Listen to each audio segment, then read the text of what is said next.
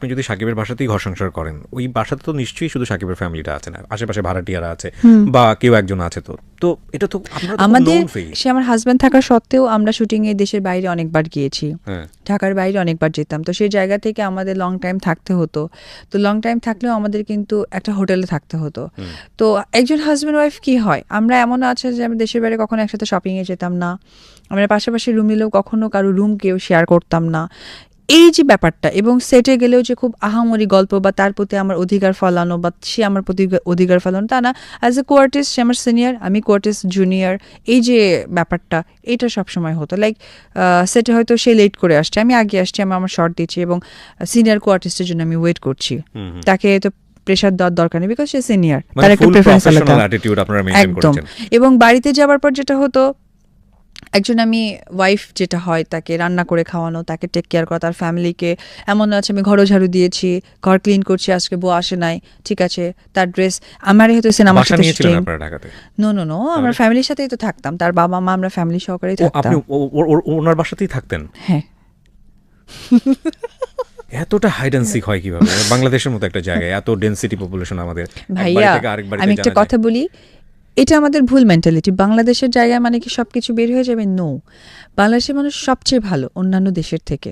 না, আমি ভালো অর্থেই বলেছি আসলে। না না, তারপরেও যেটা হয় যে আমাদের এখন পারিপার্শ্বিক, আপনি যদি ভুল করেন সেটা আপনার সামনে আসবেই, আর আপনি যদি সঠিক থাকেন পৃথিবীতে কেউ ভুল করাতে পারবে না। That is true. না, কেন বলছি, যেমন ধরেন সে আমার হাজব্যান্ড থাকা সত্ত্বেও আমি খুব বুক ফুলিয়ে তার বাসায় যেতাম। তো একজন হাজব্যান্ড ওয়াইফ কি হয়, আপনি যদি ভুল করেন সেটা আপনার সামনে আসবেই। যেটা হয়েছিল, আমরা সামাজিক অবস্থানটা হয়তো বা প্রপারলি প্রেজেন্ট করিনি, বাট আমরা পারিবারিক অবস্থানটা প্রেজেন্ট করেছি। যেটা হতো আমাদের পরিবার ওদের পরিবার, আমাদের বাড়িতে আসা যাওয়া হতো, ফেস্টিভগুলোতে আমরা ওইভাবে আনন্দ আয়োজনগুলো করতাম।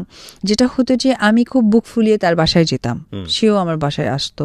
তো এই যে সম্মানটা, এটা হতো। হ্যাঁ, সমাজ ব্যবস্থা যেমন আমাকে নিয়ে গিয়ে বলা যে সে আমার কে, বা আমার তাকে নিয়ে বলা সেইটাকে, এটা আমরা করতে পারিনি। এটা শুধুমাত্র আমাদের কেরিয়ার, আমরা ভালোর জন্য আমরা নিজেদের সামাজিক অবস্থানটাকে ঢেকে রেখেছিলাম। বাট আমাদের পারিপার্শ্বিক বা আমাদের পারিবারিক যোগাযোগটা অনেক ভালো ছিল।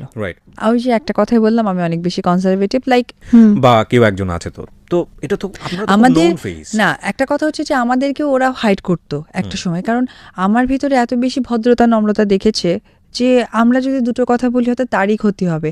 আমার ভদ্রতার জায়গা থেকেই তারা আর কখনো বলেনি। কেন দেখবেন, আমি বাসায় যাতায়াত করতাম, আমার পাশেরও তো বিল্ডিং ছিল, দারোয়ান ছিল, নিচে 4-5টা হয়তো বা ড্রাইভার ছিল, বা যে বাসায় আমি 9টা বছর কন্টিনিউ যাতায়াত করেছি সেখানকার এলাকার লোকজন ছিল। বাট আমার ভদ্রতার জায়গা থেকেই তারাই কখনো চাননি যে তাকে নিয়ে দুটো কথা বলি, বিকজ দুটো কথা বলা মানে আমরা এমব্রেস ফিল করা, এবং এমব্রেস থেকে বলার কথা আদৌ আমরা স্বীকার করে তখন আমার নিজেকে ছোট করা।